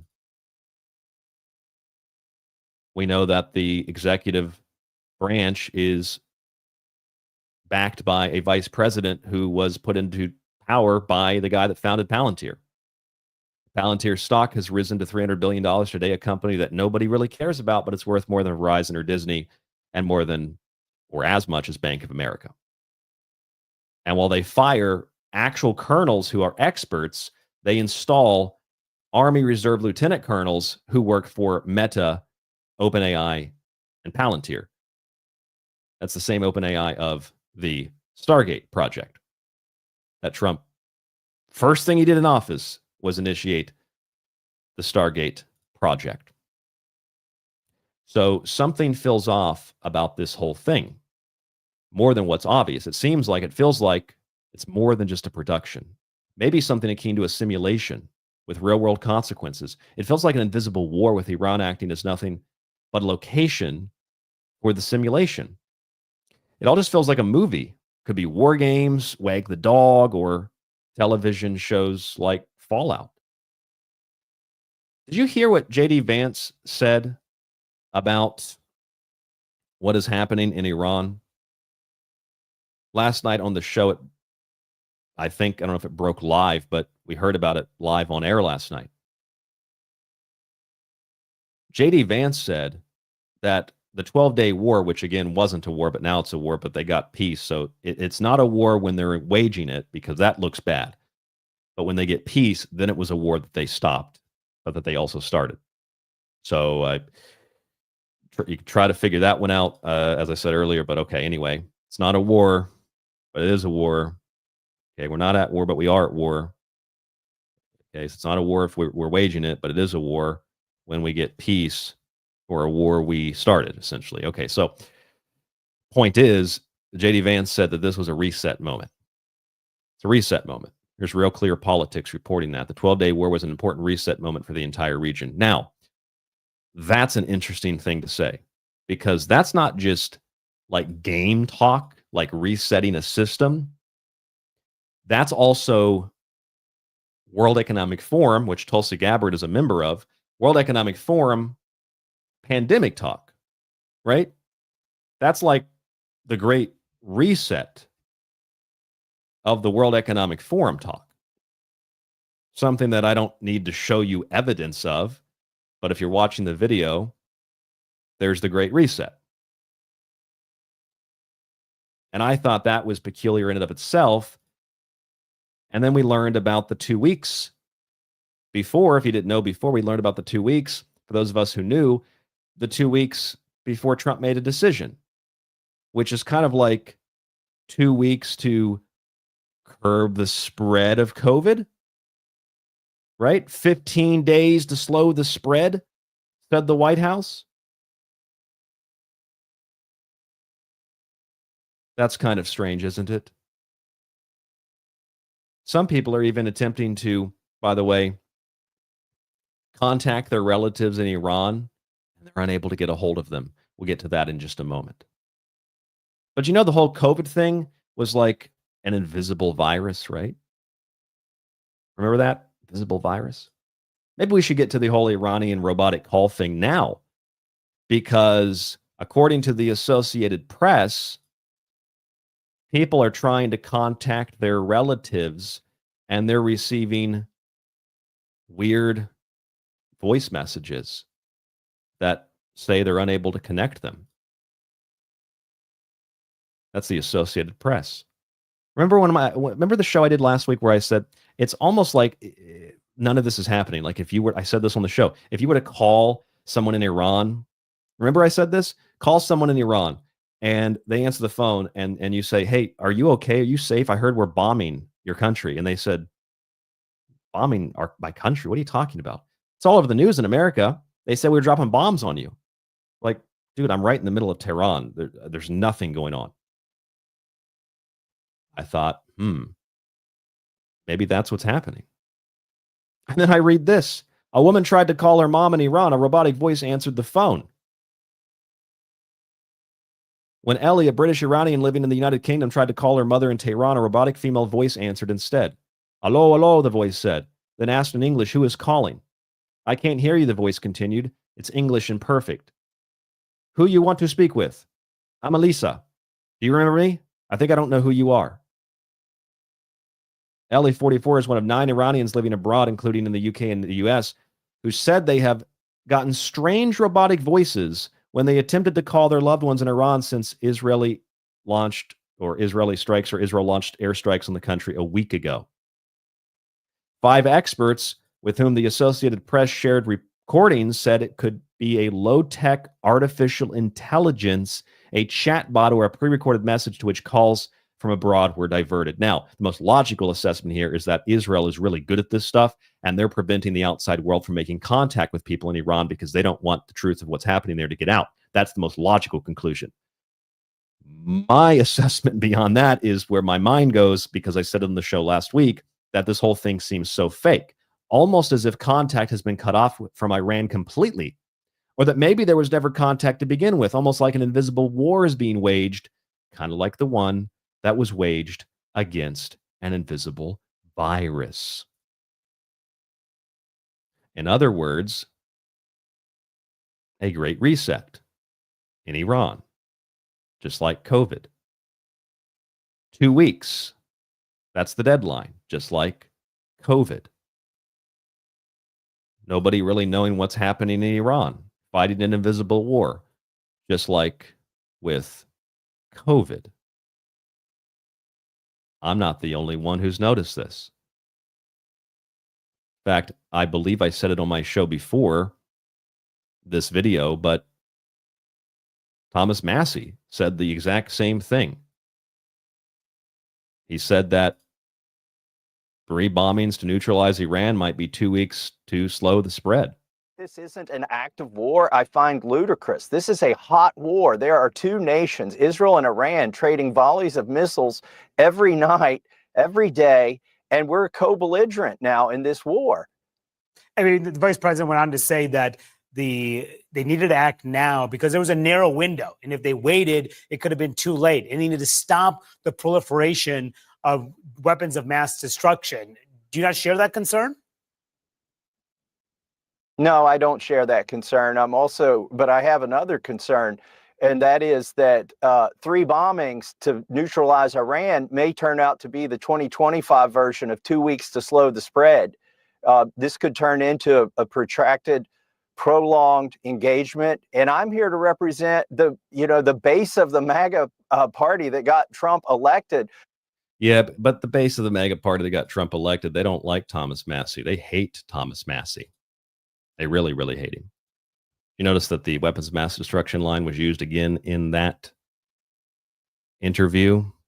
See, Massie is in a lot of trouble because not only did he question the White House about spending, about the big, beautiful bill, which has a lot to do with AI, the Trump team, who also disinvited Rand Paul from having a picnic because they're that vindictive and that childish and must have a micro penis. The Trump team just launched an anti-PAC against Thomas Massie. And that PAC is absolutely based on a Jewish GOP group that has threatened unlimited spending to defeat Thomas Massie.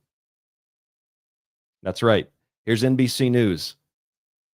Okay, in the middle of all the stuff that's happening, the Trump administration thinks that it's necessary to start an anti-Thomas Massie group, which means that the Trump administration is actively seeking to oust one of the only members of Congress who is opposed to the war that Trump said it's not a war, but I just stopped it, so I should get the peace prize.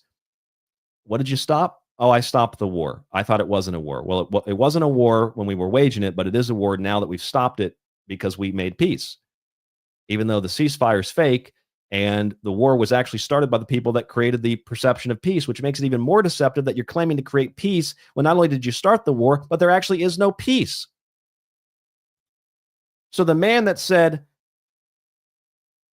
that this is a war, a hot war, and they use the same Iraqi talking points about it on TV. Oh, you're not concerned about weapons of mass destruction, sir.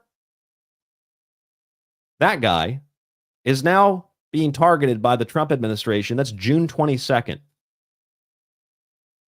To be ousted, which has something to do with a Jewish Republican group threatening to spend unlimited money to thwart the bid of Thomas Massie for the Senate. Unlimited funds to defeat Massie. Where are they getting those unlimited funds from?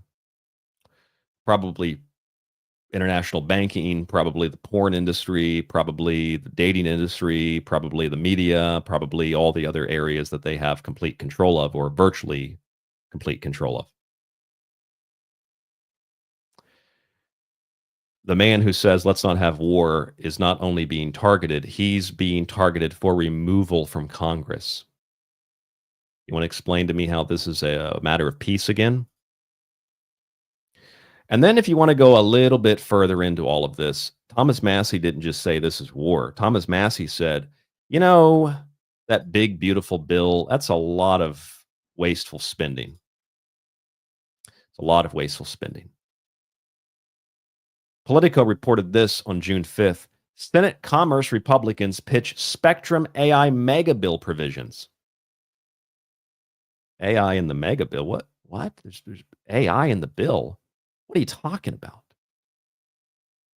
There's AI in the bill. I thought it was big and beautiful. What are you talking about?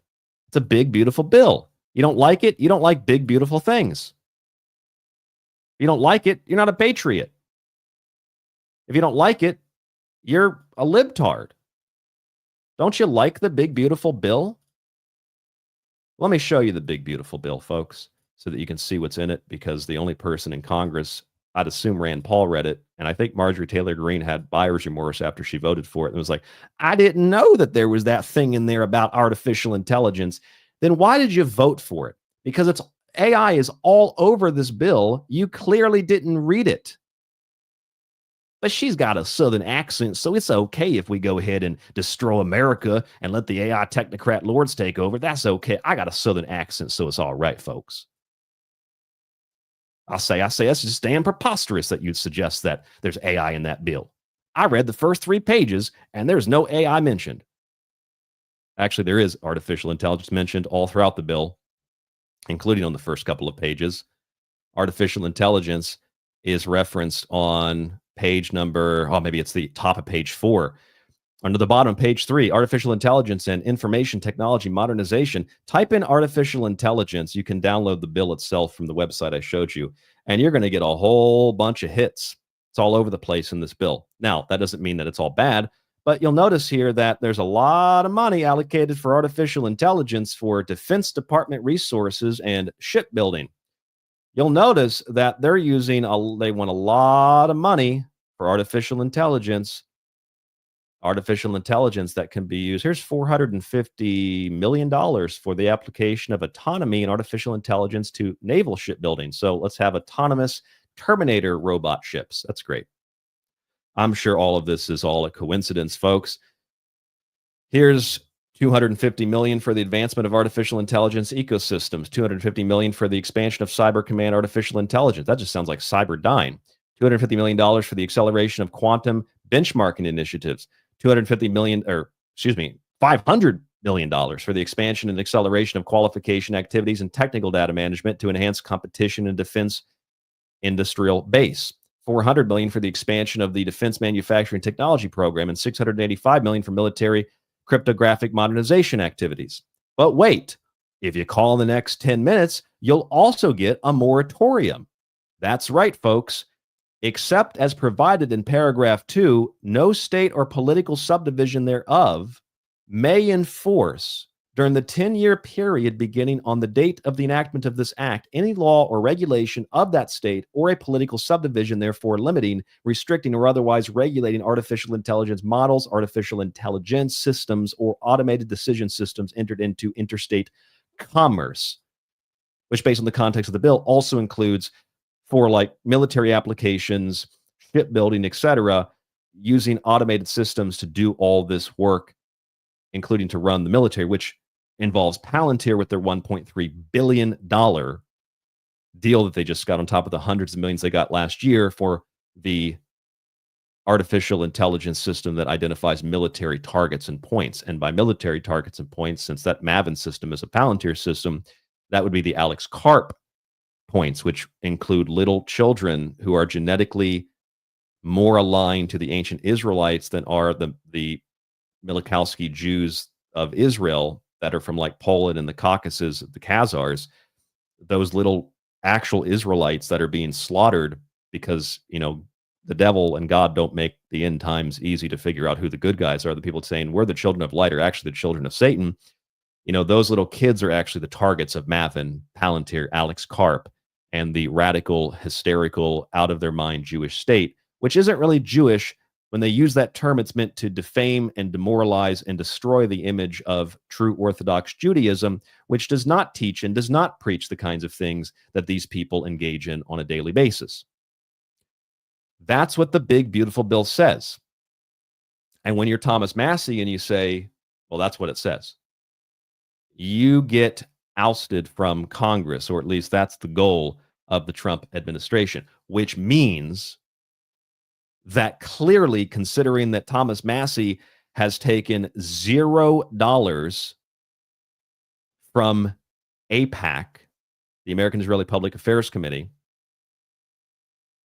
consider that he's taken $0, probably means he's not influenced by that Jewish lobby. He's not corruptible by that Jewish lobby. And that means that he's a target. Who is he a target for? Like, who sees him as a target? Well, very clearly, not only Trump, but the people that run his administration.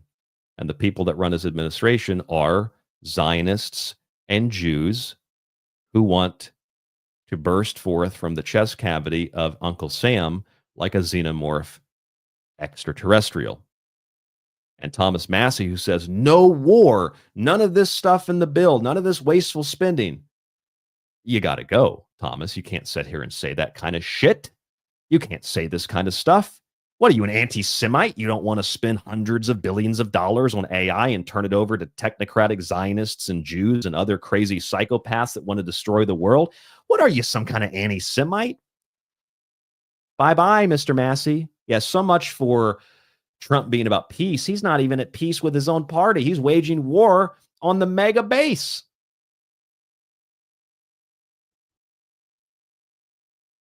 I refuse to pull any punches. In fact, I've got that fist from Fallout, that like accelerator fist that has a rocket on it, or maybe that's the hammer. Maybe the hammer has the rocket. And I've got that accelerator fist that, like, you know, gives an extra punch when you punch somebody. I'm not pulling any punches because everything I've shown you tonight is absolutely provable and factual and documented. And I've shown you all the documents, every one of them. Just like Fallout, just like the TV show, we are dealing with a group of business corporate managers that want to control the world. And the only way to control the world is to bring it to its knees. They want to save the world, right? They want to save the world by destroying the world. This is where we find ourselves. Have any of you ever watched the TV show Fallout? Because what is happening is pretty damn close to what happened in that TV show. It's actually more than just pretty damn close. It's virtually exactly what's happening. Let me play you a small clip. Everything that we've accomplished is the result of this fruit-bearing collaboration between like-minded corporations that make America great. On behalf of everyone here at Vaultec, welcome.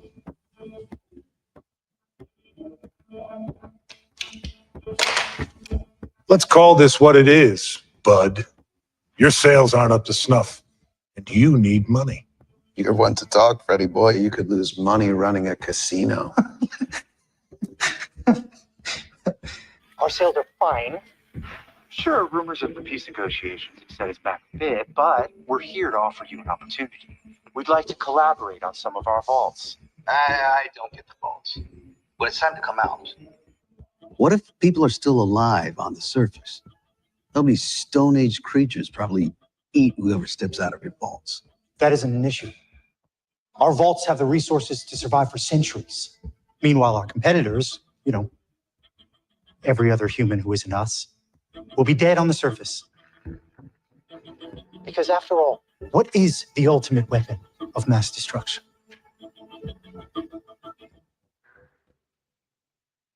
Time. Time. Time is the apex predator. And in the event of an incident, time is the weapon with which we will defeat all of our enemies. That is how we will win the great game of capitalism, not by outfighting anyone, but by outliving them. Even if you outlive all external threats, here's my problem with the vaults. You can find a bunch of rats in a nest for a long time. They end up eating each other. So who's to say your rats are going to survive better than those animals on the surface? And you still haven't addressed the fundamental short-sighted, I would say. I don't need rats. No, Surface. no, you clearly not looked at the numbers. Probably.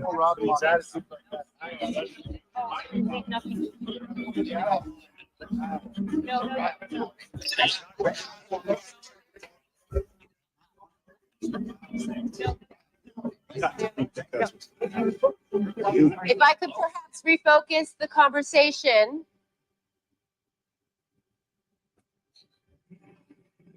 Come on, Barb. Set him straight. When I think about the future, I think about my daughter, Janie. How do I provide her with a better future? That's what we've invited you here to discuss. Yes. And how do we design our vault society so our children have that better future? I suggest we. And how do you make sure that despite peace negotiations, things work out the way that you want them to work out? Drop the bomb yourself. An idea for 3 interconnected vaults, but we need more ideas. We need your ideas. They go on to discuss the types of vaults that they could utilize, and then we get to the point where they talk about dropping the bomb. By dropping the bomb ourselves. That's how you can guarantee that the peace talks don't work. Mutant soldier using illegal immigrants. We could pump psychotropic drugs into the air supply. We could separate parents and children, and only the smartest kids reach adulthood. It's a fun idea. There's a lot of earning potential with the end of the world. But we're talking about making a significant investment based on a hypothetical. How can you guarantee results? By dropping the bomb ourselves. And that, ladies and gentlemen, I believe is the ultimate predictive programming and the optics of what is happening, managing the fallout through corporate executives like those of Palantir and OpenAI and Meta. And hey, if we're talking about these things as literalisms, well, there was that whole thing in the news about how the United States has a $21 trillion underground network for only the wealthy to hide out a near extinction level event.